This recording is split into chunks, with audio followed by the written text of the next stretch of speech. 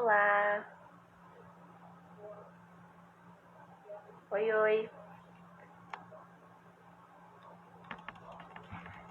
Oi, pessoal! Bem-vindos a mais uma live emergencial não, rapidinha, do Sob Influência.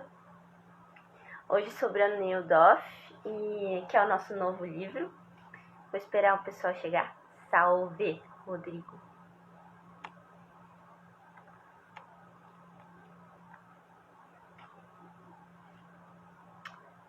Bom, acho que dá pra gente começar. Então, boa noite todo mundo.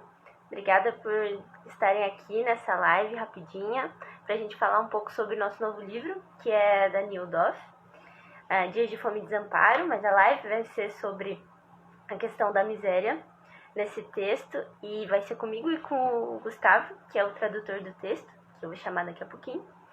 Então, só para lembrar vocês rapidinho que qualquer pergunta que vocês tiverem, é só, por favor, mandar aqui. Oi, Girelli! É só mandar aqui na caixinha de perguntas, acho que tem um balãozinho de perguntas aqui. Então, se vocês quiserem, só mandar aqui, daí a gente responde no fim da live, tá bom? E, enfim, só para deixar vocês à parte, que começou a nossa pré-venda desse livro novo, que é Dia de Fome e Desamparo, da Neil Doff, que é uma autora belga, que a gente vai falar um pouco sobre ela agora, sobre a escrita dela e sobre como foi traduzir esse texto. E que já adianto para todo mundo que é um texto muito potente, muito desolador também. O próprio nome já diz, né? Dias de Fome e Desamparo. Acho que você deve esperar um tiro na sua cara. E eu até comentei numa postagem, comento sempre com o pessoal do Sob, que a gente dá o coração, assim, por esse livro, porque ele machuca bastante, ele chama bastante a emoção. E tem o nosso grande amigo Bruno Bernabé, que sempre diz que emocionar é pôr em movimento. Então é um livro de grandes movimentos, é um livro imenso e oceânico, em que te oferece esse te oferece esse sentimento, quase uma taquicardia de afeto. E, enfim, indico muito esse texto. É o nosso primeiro texto literário, né? Nosso primeiro livro de literatura, é um romance. E não sei se a gente poderia começar com outro livro mais potente, mais desolador mesmo do que esse. Só de falar aqui já fica emocionada. E, enfim, eu vou chamar o Gu agora para conversar com a gente um pouco sobre o livro. Deixa eu sempre esqueço como chama. Só um pouquinho.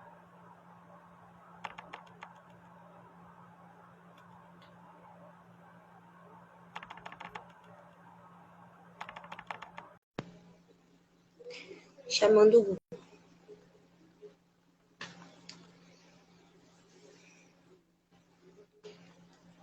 Então, pro pessoal que chegou agora... Oi, Gu. Oi. Pro pessoal que chegou agora, rapidinho, só vou lembrar porque um monte de gente entrou quando você abriu. Então, só lembrando que essa live é sobre o nosso novo livro da Neil Doff, que é Dias de Fome e Desamparo. E, enfim, como eu disse, é um livro muito potente de afetos, que te atravessa de várias formas, e que hoje nessa live a gente vai falar um pouquinho sobre ele, sobre a Neil Doff, que é uma autora que pouca gente conhece, né? Ela é inédita no Brasil e bastante desconhecida também, além de inédita. E a maior parte dos trabalhos que a gente encontrou são todos em francês, então acredito que esse é o primeiro trabalho dela em português, né, Gu? É o primeiro. Existe uma tradução portuguesa da década de 70, de 1975, mas está esgotada há muito tempo. Né? Uhum.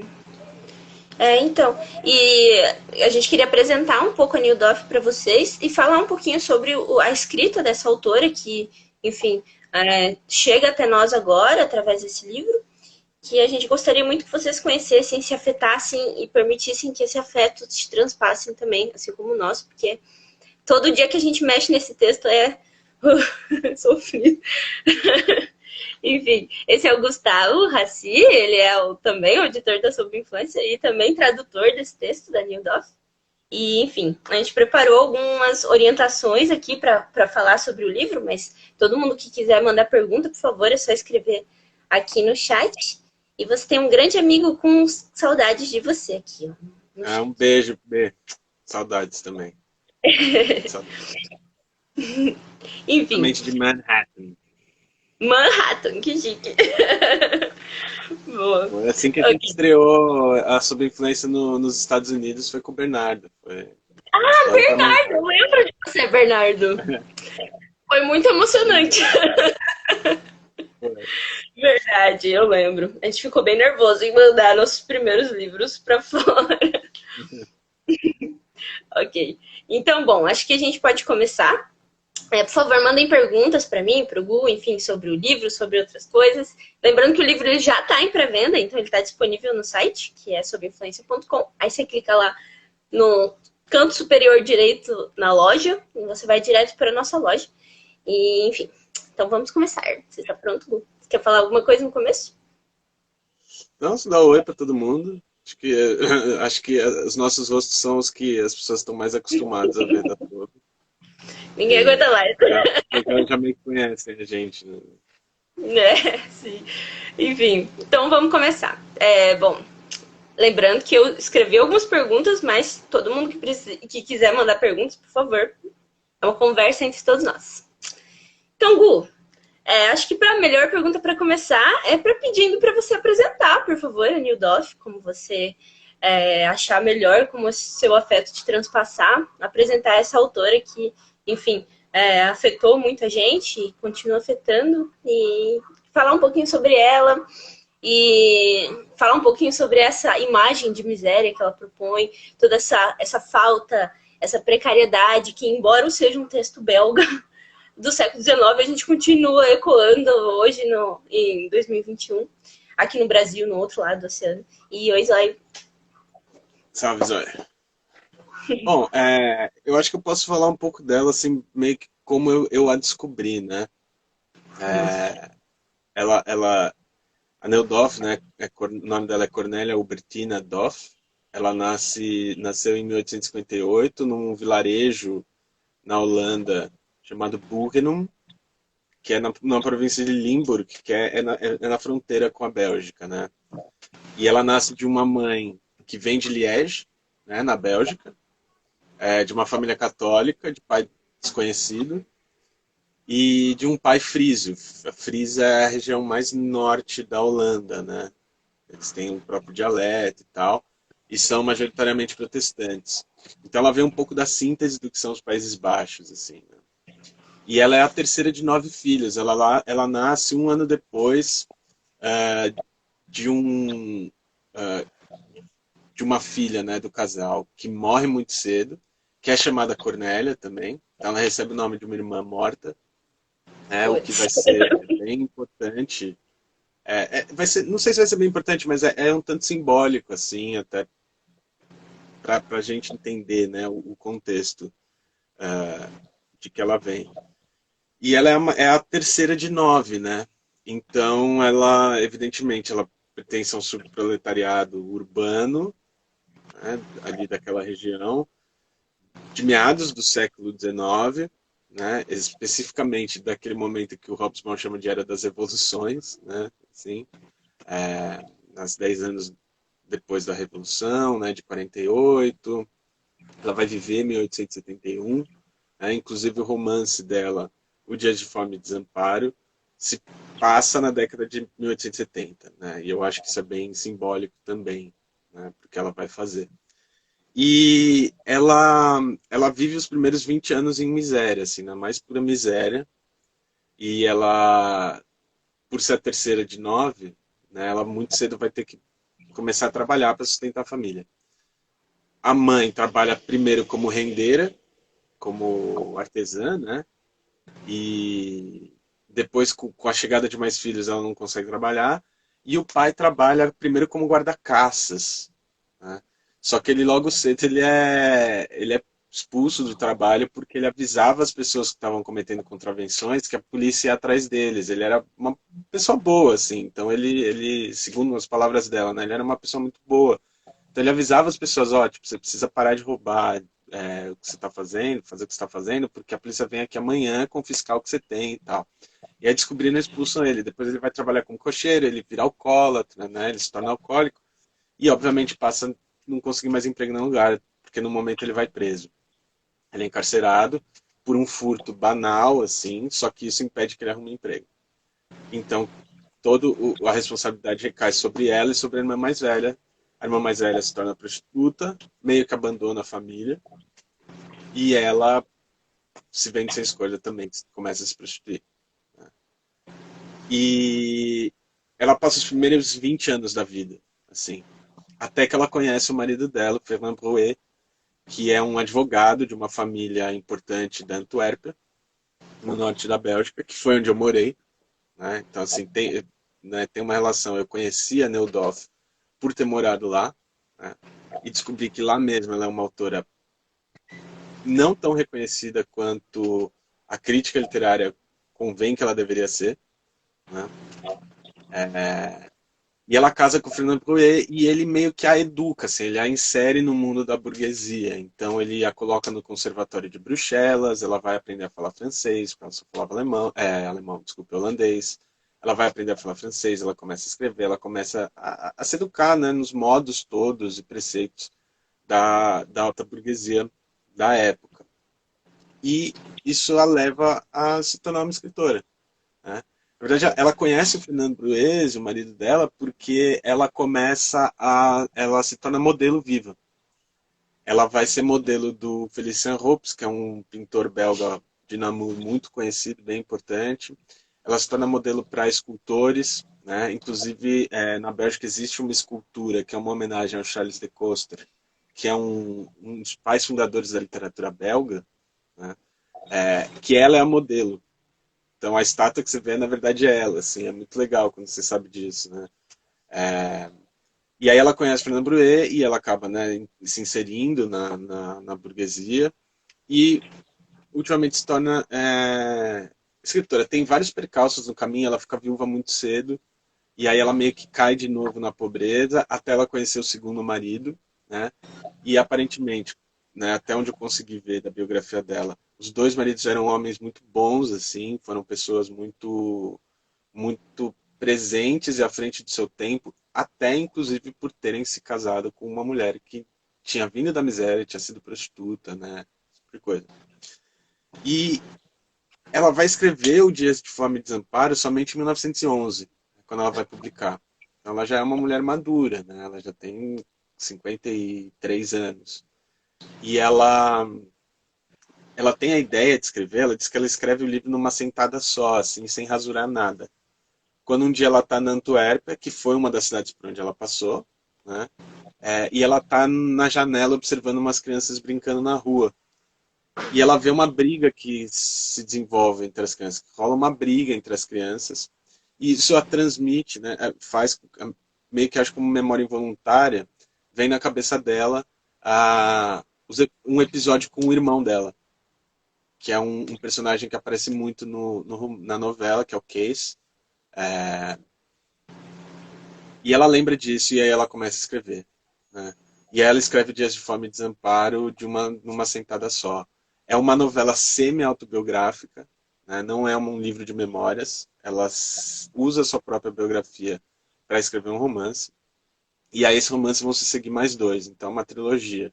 Vai seguir o Kate, que é o nome dela, né? O nome da personagem principal, que é o diminutivo em holandês para Catherine, né? Catarina. E depois o Quetie Trotin, Trotin eram as trabalhadoras dos ateliês de moda da época. Elas saíam levando entregas, encomendas, pedindo coisas e tal. Então Trotin é o nome desse tipo de ofício que não existe mais, né? Então ela escreve essa trilogia que é conhecida como a Sinfonia da Fome. E aí ela consegue um reconhecimento muito rápido assim do romance, principalmente porque ela era muito próxima a escritores socialistas e anarquistas, militantes políticos da França e da Bélgica, né? Marginalmente da Holanda, porque ela tinha deixado a Holanda para trás, embora ela sempre tenha se considerado uma holandesa, sempre tenha considerado a Holanda a mátria dela, assim, o lugar de onde ela veio e o único lugar onde ela se sentia em casa, em Amsterdã, principalmente. Mas ela conhece o reconhecimento de vários, ela consegue o reconhecimento de vários dos seus pares, o Octave Mirbeau, alguns escritores bem importantes da época, que são lembrados até hoje, né? E aí ela é indicada ao prêmio Goncourt, que é o principal prêmio das letras francesas, né? Da literatura francesa. Ela consegue 3 votos, que são de reconhecidos, mas ela perde. E ela perde em parte, não em parte, ela perde principalmente por ser uma mulher e por ser uma estrangeira. Falam que ela não escreve bem francês, mas ela tem um domínio da língua, que ela insere vários holandesismos na língua, né? Para criar um ambiente. E, enfim, ela acaba perdendo. E ela morre em 1942 em Ixelles, que é um subúrbio de Bruxelas, é uma região, inclusive, onde tem muito brasileiro hoje em dia. E ela morre em 42, já viúva, né, de novo. Então essa é a Neudorf, assim. Que vida! Você falou de Amsterdã e eu lembro de uma imagem logo no começo do livro que é linda, que ela fala sobre os navios quando ela sonhava e ela imaginava os navios como que deslizando sob o óleo, eu imagino assim, os canais de Amsterdã à noite, densos e cheios de navios deslizando, e é linda essa imagem. Enfim, ela propõe várias imagens muito potentes, né, ao longo do livro, desse trânsito dela entre os países também, como isso teceu ali a vida dela, né? A gente vê uma geografia, uma espacialidade muito grande e muito afetiva nela. O quanto ela faz uma geografia da própria miséria também, né? Porque em tal lugar foi miserável, em tal lugar a vida triunfou de tal forma, né? Então, É uma geograficamente, geografia da fome, assim. isso, uma geografia da fome. E ela propõe essa imagem violentíssima e profundíssima de uma forma com uma delicadeza, uma destreza muito inflamada, assim. Muito íntima, né? Você lê esse livro com intimidade, como se você estivesse tocando nessa vida com intimidade. Enfim, é um livro muito precioso por tecer essa coisa tão difícil, né? Que propor essa imagem violentíssima de uma forma delicada e sutil, né? Enfim, Sensível. sensível isso. E alguém falou vida longa sob influência, e muito obrigada. Valeu, Caio. Valeu, Caio. Ok, então, ainda sobre essas imagens, desculpa, ainda sobre essas imagens, Gus, se você puder falar um pouquinho sobre essas imagens da miséria que ela propõe e das suas preferências como tradutor, algumas imagens que você encontra potência, maior potência na sua visão, né? Enquanto você traduz, ou enquanto você entrou em contato com esse ambiente íntimo. Desculpa. Imagina. Eu acho que, então, é um livro, uma narrativa muito repleta de imagens, né? Essas imagens, a descrição que ela faz dos episódios, a descrição que ela faz do ambiente em que ela vive, uma coisa que é muito presente, desculpa, uma coisa que é muito presente, que é uma constante, né, no livro, é a questão habitacional, né, da busca por habitação. E a forma como ela descreve esses lugares horríveis em que eles moravam, né, esses verdadeiros muquifos, assim, né, cortiços e tal, é muito vivo, assim, é muito vivaz, né, é muito contumaz. E não só isso que a gente pode dizer do ambiente, né, como um mundo que se habita, mas dos detalhes que compõem esse mundo. Então tem um capítulo em que ela está falando do vizinho que era amigo deles, com quem o irmãozinho dela ia empinar pipa, né? E meio que o capítulo inteiro gira em torno do cachimbo do vizinho, né? Assim, a narrativa toda vai girando em torno do cachimbo do vizinho, do cachimbo de cerâmica, que é algo muito tradicional da Holanda, do cachimbo de cerâmica e deles no teto do casebre, empinando pipa, até que você tem um desfecho do nada, que é assim, eles são amigos até que o vizinho descobre que eles são pobres. Ele descobre que eles são pobres porque eles vão comer língua de cavalo à noite, né? E isso era comida de pobre. E aí o vizinho meio que enxota eles e nunca mais volta a brincar com eles. Um vizinho que também era trabalhador, assim, não era alguém, né? Não era um cara da aristocracia, nem um burguês, assim. Então todos esses detalhes são visuais que ela dá, a descrição como ela dá, é muito sensível, mas eu acho que a imagem maior, assim, para mim que fica é a dela mesma, assim, é o do próprio eu narrativo, sabe? É como ela não se descreve, ela se descreve algumas vezes, ela fala do cabelo dela, né? Ela fala dos seios dela quando ela começa a se desenvolver, do colo, das pernas e tal. Mas você não tem em nenhum momento a descrição do rosto dela. E o tempo todo parece que você consegue vê-la, sabe? É muito forte, assim, porque você vai criando essa figura de uma pessoa que está viva ali, assim, enquanto você tá, tá lendo. E todos os episódios que ela narra tem essa potência visual muito grande. Em outro volume da trilogia, no Kate, em que ela conta a primeira vez que ela foi abusada, quando ela é forçada a se prostituir, que é assim, é um episódio muito gráfico, que te dá uma... Eu não diria que você passa mal, assim, mas você sente aquilo muito forte, sabe? É muito profundo, assim. Como ela descreve a dor que ela sentiu, a humilhação. Isso é uma constante, mas o que eu acho muito bonito é que ele não é apelativo, sabe? Ele não está tentando fazer você ser empático, você se condoer. Ele é cru. Ele é cru. É tipo, o mundo está aí. Né? As pessoas estão aí. E a gente faz essas coisas. Sabe? Isso não tira a beleza das pessoas, a beleza do mundo, mas ele está aí e ele é o que ele é. Sabe? Eu sinto muito isso nesse livro também, essa exposição que não é uma múltipla exposição, ela não é uma exposição generalizada, ela não é uma grande iluminação, ela é uma penumbra, assim, é um livro cheio de penumbras, que ele se insinua de forma crua, dura mesmo, assim, é a verdade, é como se fosse uma exposição de um núcleo muito forte de verdade.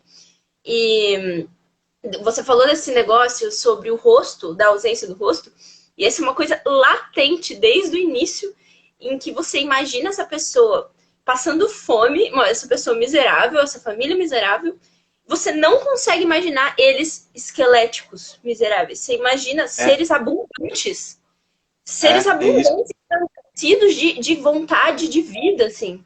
É isso. E É isso mesmo. é muito louco Você imagina essa ela como. Você vê a figura de uma pessoa linda, assim, né? isso De uma linda. criança potente, de uma criança forte, assim. E É, resiste. É muito forte isso.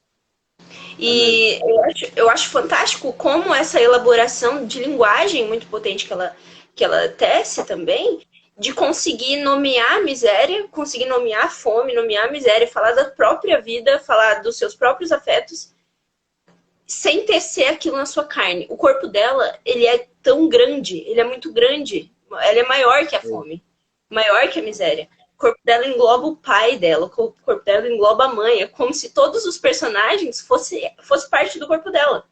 E é lindo como É, ela conta esses processos, né? e não é uma história de superação, né? É isso que eu acho. Não é tipo uma história de superação. Uhum. E é algo que tem a ver, acho, inclusive, com a tradição em que ela se insere, assim, né? Mas eu acho isso muito legal, que não é aquela coisa... Não existe uma romantização da miséria. Sim, de fato. É meio aquela É, coisa assim, né? Fala, fala. Fala não, que senão eu eu ia vou... usar, eu ia usar esse gancho dessa tradição que ela se insere para você falar um pouco do contexto de escrita Ah, desse livro. Falar um pouco do. Bom, não o que estava acontecendo naquele momento, mas o contexto que transpassa a própria Neudorf e também a edição e criação desse texto como um livro, né? Porque a gente fala, porque nós estamos editando esse livro em 2020, vivendo um contexto de tamanha miséria que às vezes a coerência e o entrelaçamento dos afetos é inevitável. E não só inevitável, mas também profundamente tocante, no sentido de que você é transpassado por aquelas palavras porque você vive aquelas palavras no seu corpo.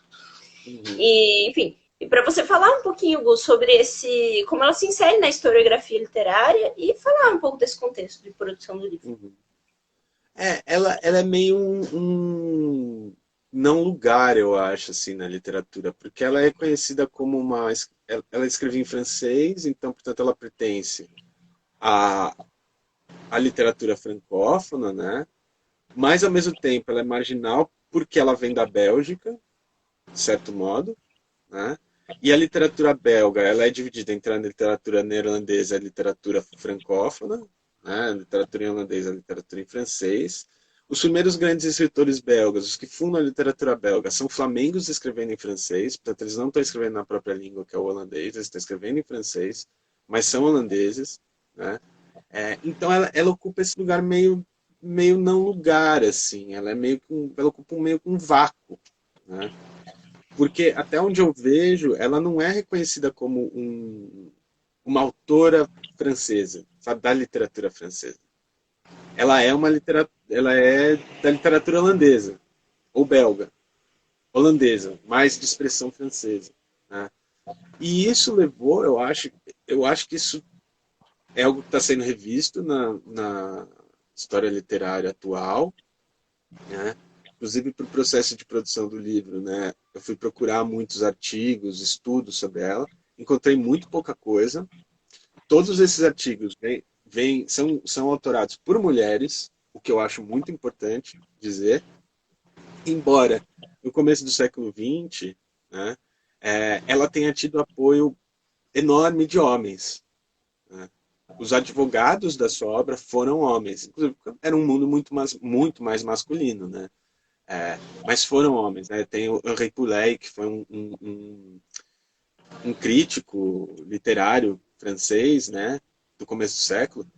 É ele quem, inclusive, vai cunhar o termo de literatura proletária e encaixar ela na literatura proletária. Então, para ele, na década de 30, ele vai dizer a Neudorf é a grande escritora, uma das fundadoras do romance proletário, né? E ninguém fez isso melhor do que ela. E ela flutua nessa ideia, porque romance proletário ao mesmo tempo não é bem um gênero, né? É uma designação que pode entrar em vários gêneros. Em termos de gênero, ela é relegada ao naturalismo, né? Mas ao mesmo tempo, por essas pesquisadoras que falam de Nodorf, não é muito concreto colocá-la no naturalismo. Exatamente pela, pela exclusividade da obra dela, da escrita dela, né? Então, primeiro você tem uma escrita que é feminina, e isso é importantíssimo. Assim. A Neudorf, ela é produtora de uma escrita feminina. E, embora seja também feminista, porque ela foi uma feminista, né, enfim, entendendo historicamente o que era o feminismo naquela época, mas ela foi uma advogada do feminismo, né, até porque pela vida dela não poderia ser diferente, mas ela tem uma escrita feminina porque ela insere um eu feminino no seu texto, né? E é um eu feminino que não vem que vem de uma autora, que vem de uma autora mulher, né?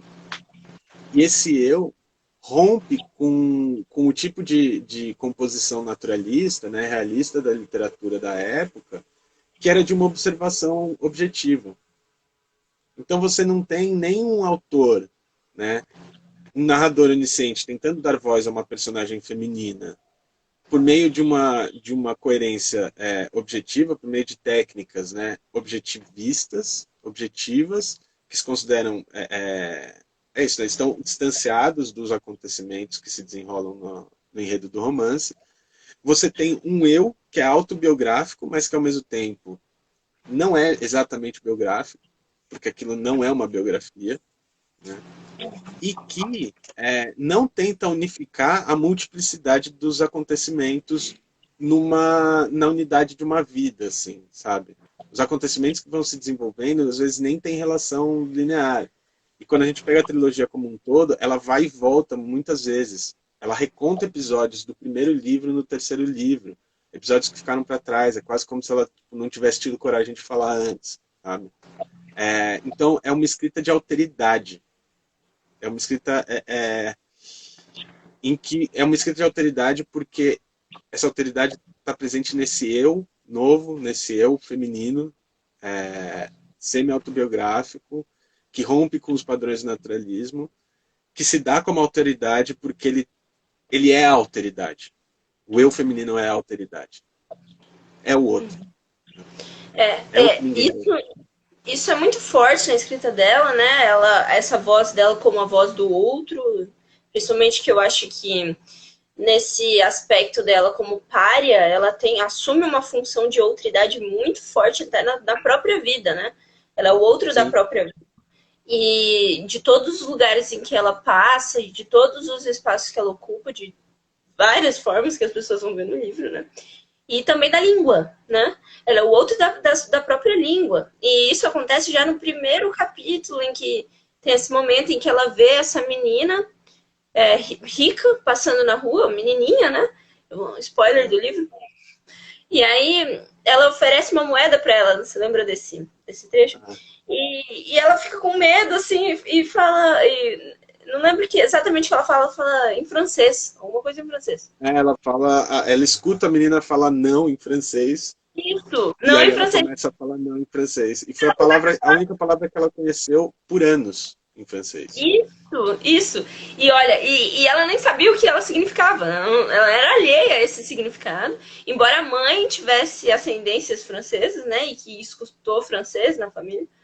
Mas, enfim. E ela se apropria dessa palavra e garante a ela um significado próprio da própria vida, porque ela não sabia o significado dessa palavra original, né? Sim. E esses momentos, assim, de contato e ausência e outridade com a linguagem são muito presentes na vida dela também, Sim. porque ela passou por vários países, né, nessa caça de uma vida, nessa caça de produção de uma vida possível, né?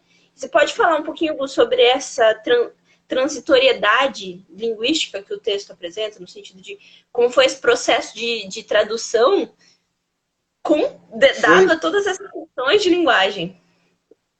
foi um desafio, né? Porque tinha vezes que eu entendia mais o holandês que ela usava do que o francês, é, Né? porque E aquilo criou é muito difícil.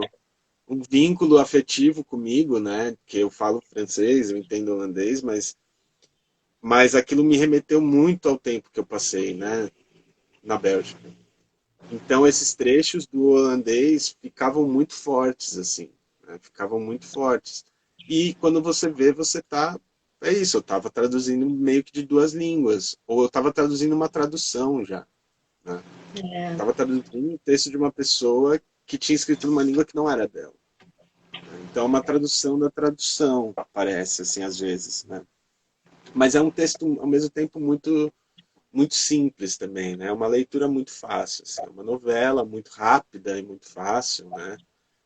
O que tornou agradável aquilo. Né? Uhum, sim.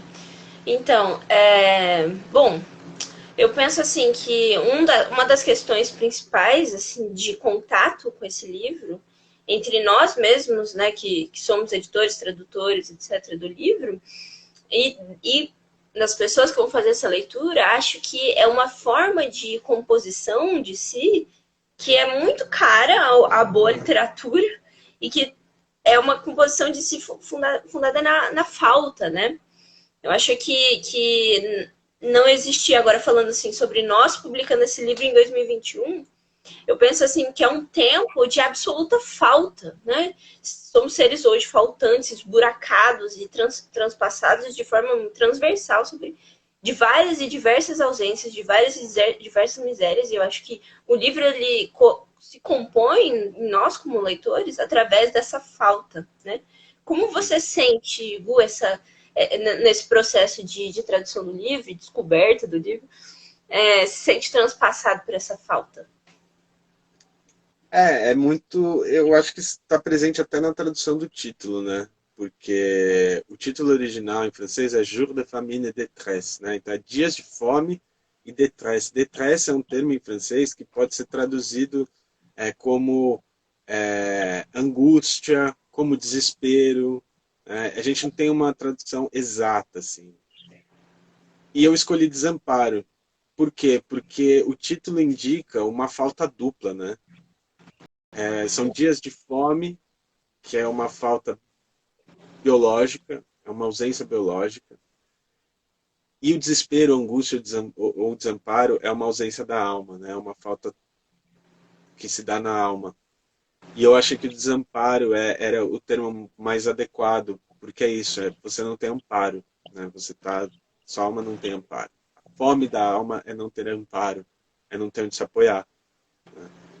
Então, começou assim, tipo, já na tradução do título, esse contato. E você vai vendo, à medida que você vai lendo, né, o quanto, o quanto tem uma esfera de que todos nós sentimos fome e desamparo, né? Isso é inerente ao ser humano, a estar vivo, e o quanto a gente não precisaria sentir fome e desamparo por uma questão social, assim, política. Né? O quanto seria possível a gente não passar fome e desamparo. E esse romance, para mim, é um grande manifesto de uma pessoa que olha para isso, né? E não romantiza a miséria. Ela fala na entrevista, existe uma entrevista dela, né? Uma hora com o Neil Doff, que a gente vai publicar no blog em 2 partes, com um jornalista francês, que tem 2 passagens, né? Uma que ela fala, eu não critico os românticos por romantizarem a pobreza.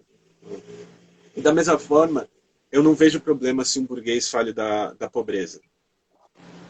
A questão é que nenhum deles passou por isso como eu passei. É, E é meio que ela tá falando assim, é tipo, bem-aventurados os pobres, sabe? Para pegar um adágio da cultura europeia, judaico-cristã, não significa bem-aventurada a pobreza, sabe? Significa bem-aventurados os pobres, as pessoas. A pobreza não tem nada de digno, sabe? Não tem nada, perfeito. não é virtuosa. As pessoas não deviam ser pobres materialmente, né? E elas podem não ser. E eu acho que é meio isso, assim, que é o eixo, é o grande clamor, assim, né, da Neudorf. Mas, ao mesmo tempo, é um texto que só se abre a isso se você tiver a sensibilidade para perceber que ela está É, falando de coisas que são essenciais da humanidade, de faltas essenciais da humanidade, mas ao mesmo tempo ela está falando, mas isso acontece por motivos diferentes. E essa falta que eu estou falando não pode existir mais, sabe? é E um é a falta que a texto. gente vê hoje. Isso é um texto definitivamente de entrega, né? Você entrega espaços faltantes de você que às vezes você nem sabia que estavam lá. Assim, é um texto de muita exposição de si, de muita. Digo, você como leitor, se expor a algo que te atravessa. É um texto de bastante coragem, né? E quando você diz sobre ela sentando escrevendo isso sem rasura, as pessoas que vão ler esse texto vão ver o quanto isso deve ter sido um parto, assim, uma cirurgia da alma mesmo, porque é um texto de extrema profundidade, extrema, ao mesmo tempo profundo e simples, e com uma linguagem muito exploratória da própria vida, assim, a vida dela é explorada, os sentimentos, as memórias, como se ela estivesse presente em todas as memórias da vida dela. Presente, consciente em todas as memórias da vida. Isso é muito potente, é muito grávido de coisas, né? E, enfim, é um texto definitivamente de entrega, né? Né? E eu queria saber se alguém tem alguma pergunta, porque eu sei que a Neil Duff não é muito conhecida, e se vocês quiserem fazer alguma pergunta sobre ela ou sobre o texto, a hora é agora. Mas se não tiver nenhuma pergunta também, Gu, e você quiser complementar com alguma coisa que eu não perguntei. Não, eu acho que. Não, acho que a ideia era apresentar mesmo ela, né, para o pessoal.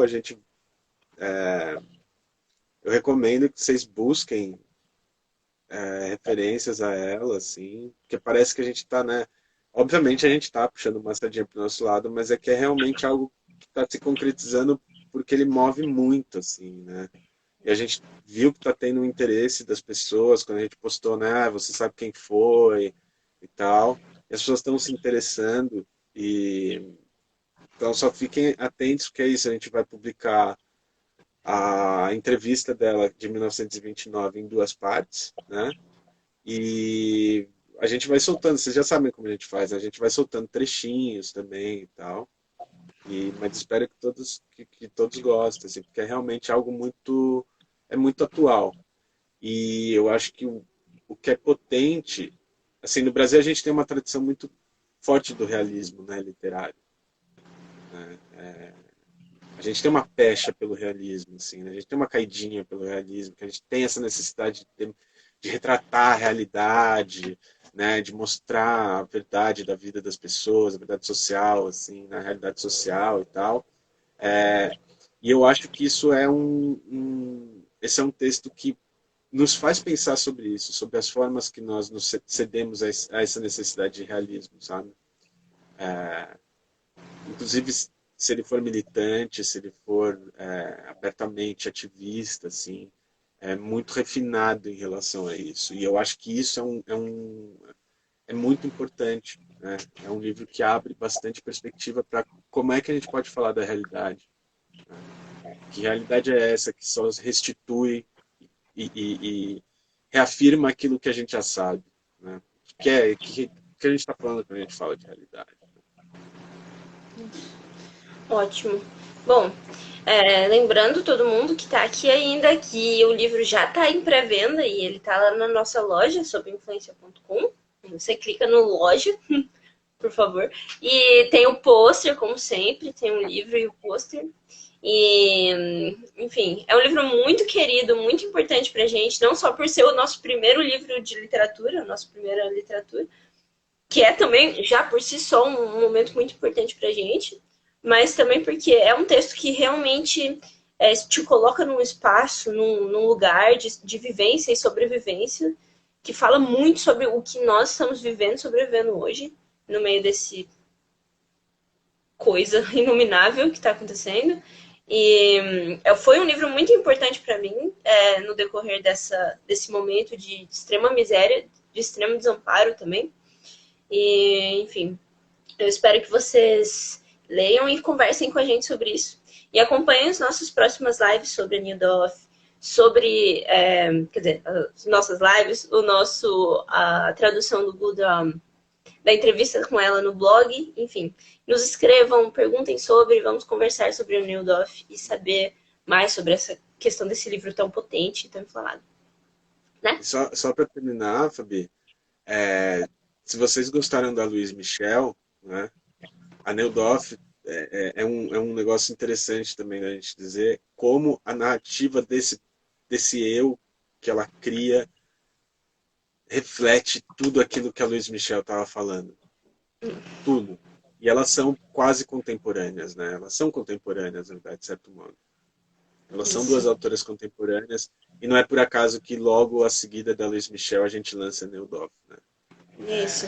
São duas mulheres engajadas na mesma luta, de formas diferentes, etc. Mas são mulheres que estão engajadas numa mesma luta, que é uma luta por libertação, em esferas distintas, mas se gostou da Louise Michel, tenho certeza que vai gostar da Neil Doff, sabe? Com certeza. E também, como o Gô falou, não é à toa que uma vem depois da outra, justamente porque a conversa que a gente propõe no nosso século, de duas mulheres que viveram outro século e que viveram momentos e anos de extremos desamparos, extremas diferentes formas de fome, conversam hoje em 2021, século 21, de uma forma arrasadora e que ecoa em todos os lugares do nosso sujeito, entendeu? Como sujeito, principalmente como sujeito mulher, são dois livros que ecoam essa miséria, ecoam essa falta e que, enfim, espero que vocês leiam e que eles te afetem tanto quanto nos afetam. E é isso. Então, muito obrigada a todo mundo que ficou e que assistiu a live. Espero que vocês acompanhem as próximas e que gostem do livro e que leiam o livro e que conversem sobre a gente com ele. Quer dizer, com a gente sobre ele. Isso. E obrigada, Gu, por ter, enfim, falado sobre a Neil Doff, exposto suas questões sobre a tradução, sobre o seu afeto da coisa. Acho que isso é uma coisa que a gente faz muito, falar sobre os nossos afetos com relação ao livro. E é importante falar isso publicamente, porque espero que as pessoas, nossos leitores também, falem com a gente sobre os afetos deles dos livros. Sob influência, a editora apaixonada. Enfim, então, muito obrigada a todo mundo, boa noite, e vejam o livro lá na loja. E é isso. Boa Tchau, noite, tchau. gente. Se cuidem. Cuidado. Saúde.